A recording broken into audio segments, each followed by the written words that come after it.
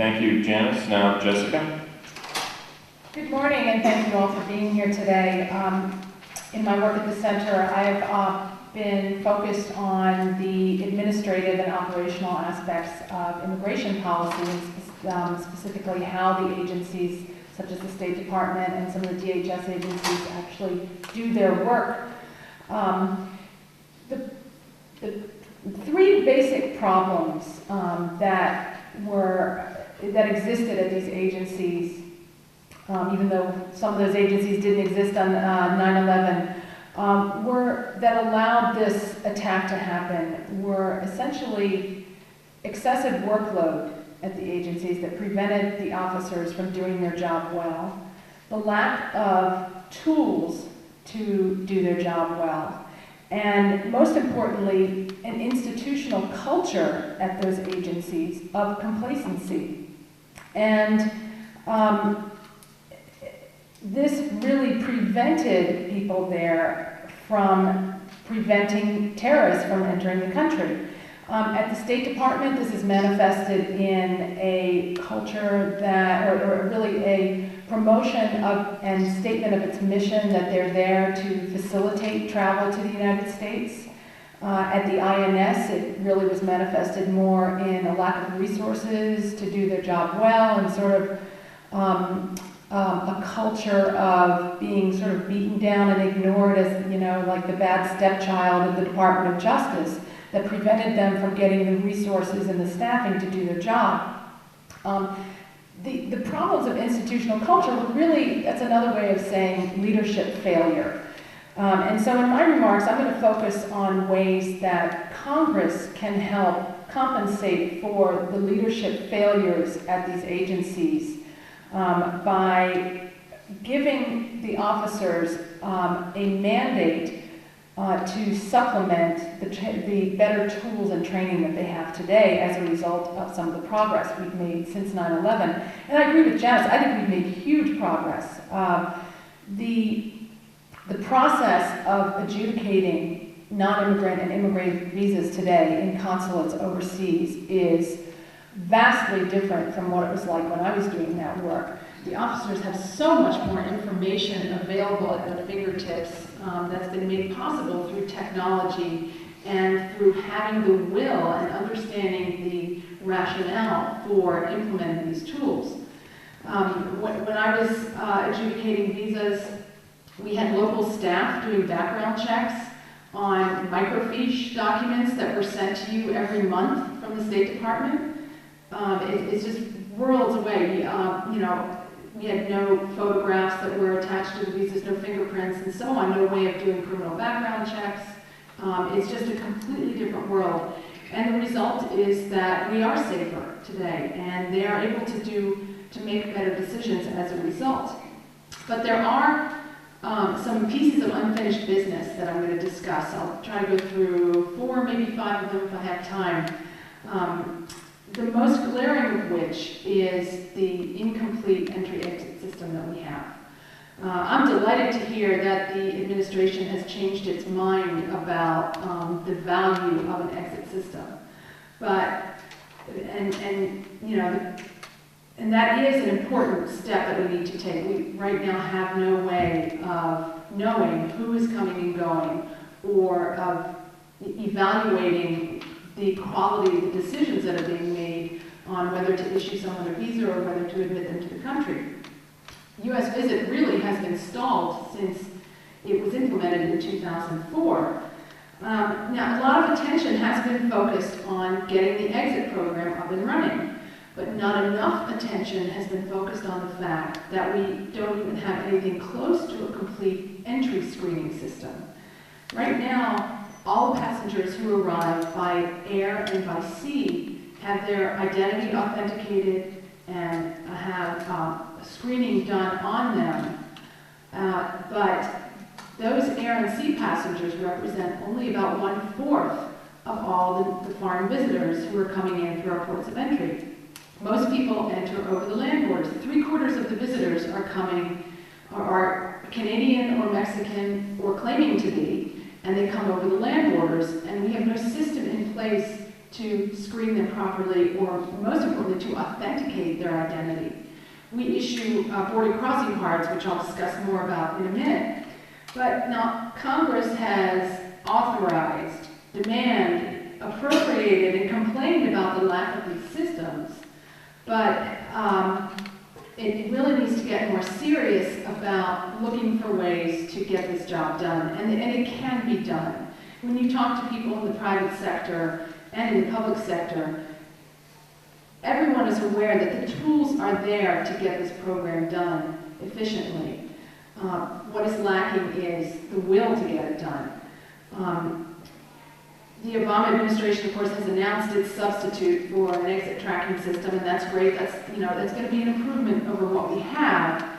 But I would really like to see us move forward in implementing a complete entry screening system. And I think Congress needs to condition any new visa programs or the reauthorization of new visa programs on DHS making progress in a comprehensive entry program, as well as implementing a real exit program. Secondly, I think Congress needs to take a good hard look at the border crossing card system. The State Department issues between 700,000 and 900,000 border crossing cards every year. It's a huge number of people. We think that there could be up to 10 million Mexicans who are in possession of the border crossing card, which is really just a different form of a visitor's visa, a short-term visitor's visa. These cards have a photograph on them. We fingerprint people when they apply for them. But again, we don't actually authenticate that information when someone enters the country, unless for some reason they've attracted suspicion for some other reason. And the result is that we have a huge problem with imposters. This was exactly the situation we were in with all 9 non-immigrant visas prior to U.S. visit and machine-readable visas and biometric visas being installed. And yet, the numbers are 10 times the number in the border crossing card program as we have in the regular non-immigrant visa program. So it doesn't take a lot of imagination to wonder how these cards are being used if we're not checking who's using them. Considering the state of security in Mexico today and the threat that exists from cross-border organized crime, alien smuggling, and just run-of-the-mill illegal immigration, it's really hard to understand why we haven't done more to address this vulnerability in our border system. And the border crossing cards are one area where the State Department has already moved to dispense with the interview requirement. Their largest non-immigrant visa category, and about 2 years ago, they decided that it would simply be too much work for them to re-interview the nearly 1 million people a year who's had a border crossing card that was up for renewal. This means that they're not interviewing them. They don't know if the person's still alive. They don't know how the card is being used. They don't know if the same person is using the card now that was issued the card.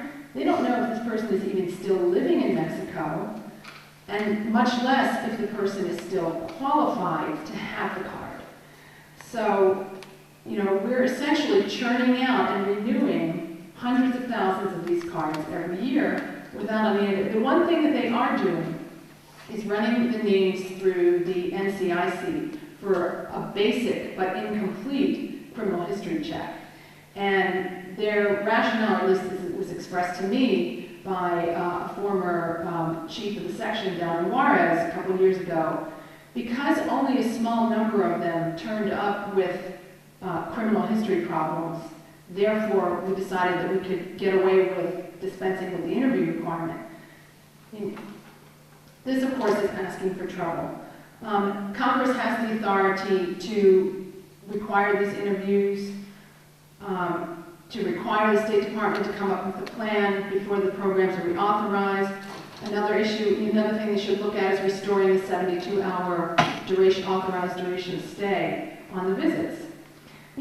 Because what is happening really is as we give officers more and more tools to use and better tools to use, we have to guard against the tendency for these agencies to rely on technology and watch listing and background checking by electronic means to make the decision for them as to whether or not someone qualifies to come to this country.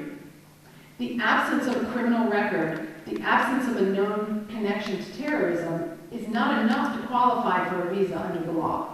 Yet some people are starting to use that as sort of an automatic standard for allowing someone to come in, whether it's the visa waiver program or the crossing program. Thirdly, we simply tolerate too much fraud in our immigration system, and we need to have a focused campaign against visa and benefits fraud. We issue 1 million immigrant visas every year and green cards, hundreds of thousands of long-term temporary visas. Our recent history is rife with examples of how these programs are used. Just in the marriage visa category, we're admitting 400,000 people a year.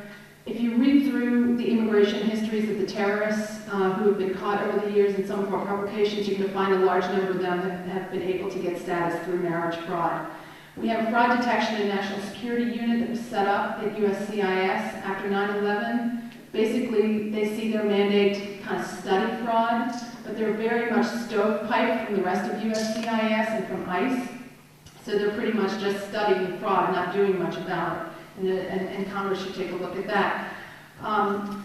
Fourthly, as Mr. Sensenbrenner said, a number of the 9/11 hijackers had encounters with local law enforcement while they were getting ready to carry out their attacks. These law enforcement officers had no way of knowing of immigration violations in their background. It's still too easy for non-citizens who are present in the country, legally or illegally, to escape the attention of ICE if they're arrested. And part of the reason is because the federal government hasn't taken enough action to discourage the proliferation of sanctuary jurisdictions. And that affects all of us. I'm not really holding my breath waiting for the Department of Justice to sue some of these agencies for violations of the federal law against sanctuaries, but Congress can do something about it. They can rewrite the rules for DHS funding programs so that sanctuary jurisdictions are not getting subsidized with federal homeland security funds like SCAP and other programs. I mean, and that's clearly something that would get the attention of these jurisdictions. And the way to define a sanctuary jurisdiction right now is someone who's not participating in secure communities, which is the fingerprint sharing program, or not honoring ICE detainers, as certain jurisdictions have chosen to do. And lastly, just to wrap up, I think it's important not to focus too exclusively on national security and public safety considerations, because we have a tendency to get far too surgical in our immigration law enforcement when we do that. If we achieve a state of routine and consistent enforcement of the immigration laws, a kind of broken windows approach, the result will be not only will we do a better job of controlling illegal immigration, but we will also prevent terrorists from and anyone bent on doing Americans harm from having access to our country. Thank you.